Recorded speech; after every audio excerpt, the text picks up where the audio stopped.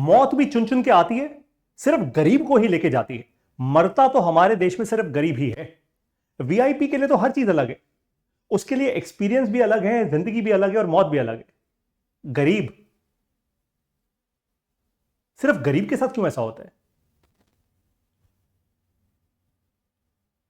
मैं वो दृश्य नहीं देख पाया था जब मैंने वीडियोस में देखा कि महाकुंभ में क्या हुआ। महाकुंभ में भगदड़ मची, स्टैम्पीड हुआ। मुझे नहीं पता फैक्चुअली कितना सच है क्या नहीं है, कि कितने लोग मरे कितने लोग नहीं मरे, लेकिन ये देखो, मैंने वीडियोस देखी हैं जिसमें लोग लोग खुद बोल रहे हैं कि हमारे सामने हुआ है, लाशों के ऊपर से लोग निकल के चले गए। क्यों? क्यों? क्या प्रशासन के पास आर्टिफिशियल इंटेलिजेंस के कैमरा नहीं थे? सड़कों पे तो बहुत बड़े बड़े कैमरा लगा देते हैं हम स्पीड मैप करने के लिए। क्या यहां पे प्रशासन कैमरा नहीं लगा सकता था आर्टिफिशियल इंटेलिजेंस के? हम ड्रोन शोज तो बहुत बड़े बड़े कर लेते हैं। अगर प्रशासन कैमरे लगाता और ये देखता कि कितने लोग हैं घाट पे, उससे ज्यादा लोगों को छोड़ना ही नहीं चाहिए था घाट पे। मतलब पिछला जत्था पीछे ही रहता। Number 2, VIP movement. कौन सी वीआईपी मूवमेंट? ये वीआईपी वीआईपी का कल्चर क्या है इस देश में? मैं जिसके पास पैसा है वो कुछ भी नचा सकता है यार। क्यों बंद की बाद में वीआईपी मूवमेंट, अगर पहले नहीं थी तो? ये सवाल पूछ रहा हूं मैं भाई। बहुत लोग कह रहे हैं पहले नहीं थी, फिर बाद में बंद क्यों की? मैंने कुछ ऐसी भी वीडियोस देखी हैं जहां पे लोग कह रहे हैं हमने अभी अभी बस यूपी का बॉर्डर एंटर ही किया और वहीं पे हमारी गाड़ियां रोक दी गई हैं, आगे जाने का कोई पुलिस जाने नहीं दे रही। क्यों? पता है क्यों? क्योंकि हम हैं एक देश कहानी का, स्टोरी। हमारे यहां कोई भी स्टोरी बड़ी करके दिखा दो, कोई भी मान लेगा। दुखद बात है ये। महाकुंभ एक ऐसा पवित्र समय जो आया 144 साल बाद, ऑलमोस्ट। अगर मैं सही हूं तो, गलत हूं तो मुझे माफ कीजिएगा। क्या वहां पे हम इतनी बड़ी मार्केटिंग जो हमने उसकी की, दुनिया जहान से जो लोग आ रहे हैं, क्या वहां पे हम टेक्नोलॉजी का सही इस्तेमाल नहीं कर सकते थे?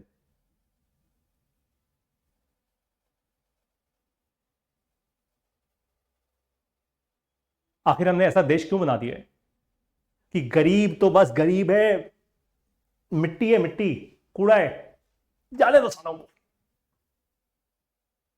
छोटे छोटे बच्चे, छोटे बच्चे, जो छोटे बच्चे या जो वो रौंद गए होंगे, उनकी मौत का जिम्मेदार कौन है?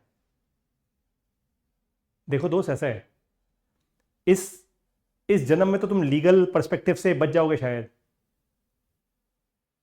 ऊपर देख रहा है वो, कर्मों से नहीं बचोगे। कर्म खा जाएंगे तुम्हें, इसी जन्म में खा जाएंगे। अगर सनातन को मानते हो तो कर्म खा जाएंगे इसी जन्म में, तुम्हें या तुम्हारे परिवारों को। क्यों किया ऐसा और क्यों होने दिया ऐसा?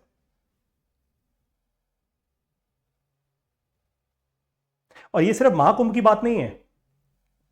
ये देख रहे हो मुंबई लोकल ट्रेन, ये प्लेटफॉर्म देख रहे हो? मतलब 1 इंच अगर ये बंदा यहां से नीचे गिर गया प्लेटफॉर्म पे तो ट्रेन के नीचे कुचला जाएगा। ये है भीड़, ये वोट देती है। ये देख रहे हो, ये हमारे देश के युवा, ये हमारे देश के युवा हैं जो छोटी छोटी नौकरियों के लिए, छोटी छोटी टुच्ची नौकरियों के लिए लाइनों पे लाइनें मारा मारी कर रहे हैं। एक सॉफ्टवेयर इंजीनियर की कहीं नौकरी निकल गई 20-25 हजार रुपए की सैलरी पे, 400-500 हजार लोगों की लाइन लग गई नोएडा में। और सिर्फ नोएडा में नहीं हो रहा है ये मत सोचिएगा, हर जगह हो रहा है। क्यों? क्योंकि हमारे देश में सच्चाई तो यही है, दो ही प्रकार के लोग हैं, एक है वीआईपी और एक है गरीब। भीड़, ये भीड़ का देश है। और भीड़ का मतलब पता है क्या होता है? मैं आपको बताता हूं क्या होता है, लिख के बताऊं स्क्रीन पे। भीड़ का मतलब यह होता है चलो यहां पे दिखाता हूं, यहां पे बड़ी इमेज है ना, जैसे ये भाई साहब है ना, कोई भी हो शायद कभी अपने अपने आप को वीडियो पे देखेंगे, तो यहां पे लिखा हुआ है 500 और इन भाई साहब के मुंह पे लिखा हुआ है जैसे 1000। ये भीड़ का मतलब ये होता है कि हर इंसान का एक दाम है। दोस्तों मुझे माफ करना, मैं सिर्फ एग्जाम्पल दे रहा था, है ना, हटा देता हूं इसको। भीड़ का मतलब होता है कि हम सबके चेहरे पे एक नंबर लिखा हुआ है, भैया तुम बिकाऊ हो। कोई 20,000 रुपए की सैलरी लेने के लिए मारा मारी करेगा, और कोई भगवान का आशीर्वाद लेने के लिए, उनके लिए तो स्पेशल वीआईपी अरेंजमेंट्स नहीं होंगे। मुझे एक बात बताओ, क्या सारा आशीर्वाद तुम्हें उसी मौनी अमावस्या के दिन ही मिलना था? क्या बचा लिया भगवान ने तुम्हें? मैंने प्रशासन को तो क्वेश्चन कर लिया, अब मैं तुम्हें क्वेश्चन कर रहा हूं, आम इंसान को, भीड़ को। क्या पागल हो क्या? तुम्हें अपनी जान की नहीं पड़ी? तुम्हें लगता है कि वो मौनी अमावस्या के दिन ही, मैं वो संगम घाट पे जाके ही जब मैं डुबकी लगाऊंगा, मैं तभी मैं मोक्ष पाऊंगा? अरे कौन सा मोक्ष पाओगे? यहां बैठ के तो कुछ कर लो जिंदगी में, कोई काम धंधा कर लो भाई। और गंगा मैया वैसे भी तुम्हारे पाप धो देंगी, फिर कभी चले जाना। अगर तुम्हारे पास नहीं इतने रिसोर्सेज, अपने छोटे छोटे बच्चों को तुम इतनी ठंड में कैसे मार सकते हो? कैसे कर सकते हो ये? तुमसे बड़ा बेवकूफ मैंने कोई दुनिया में नहीं देखा यार। सोचा भी नहीं एक बार कि मेरा छोटा बच्चा है, मैं उसको कैसे लेके जाऊं ठंड में?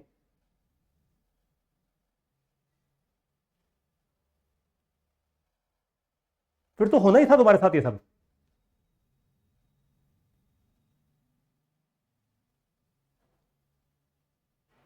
मुझे ये बोलते हुए भी दर्द हो रहा है, मैं बोल नहीं पा रहा हूं ये, लेकिन ये बोलना जरूरी है ताकि आप लोग जागो।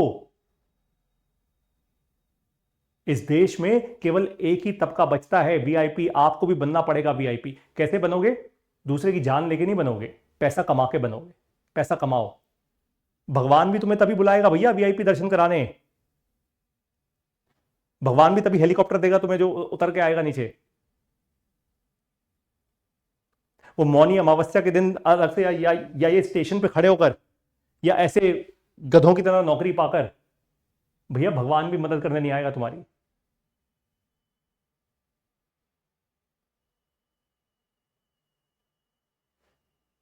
आगे बढ़ो, अपने समय को सही जगह पे लगाओ, भगवान देख रहा है।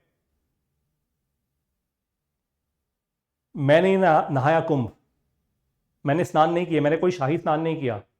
मेरा शाही स्नान पता है क्या है? मैं इस देश के लिए कुछ अच्छा कर लूंगा, वही मेरा शाही स्नान है। मैं इस देश के लाखों करोड़ों लोगों को पढ़ा लूं, मेरा वही शाही स्नान है।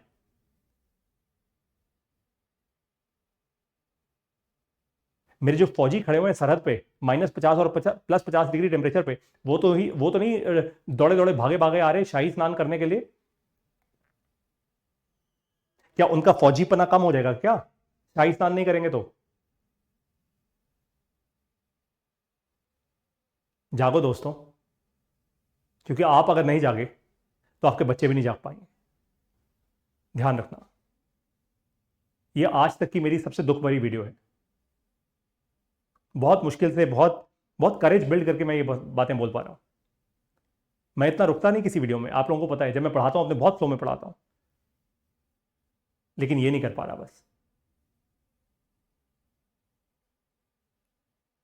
आप लोग शेयर करते हैं ये वीडियो, देखते हैं जरा कमेंट में लोग क्या क्या लिखते हैं।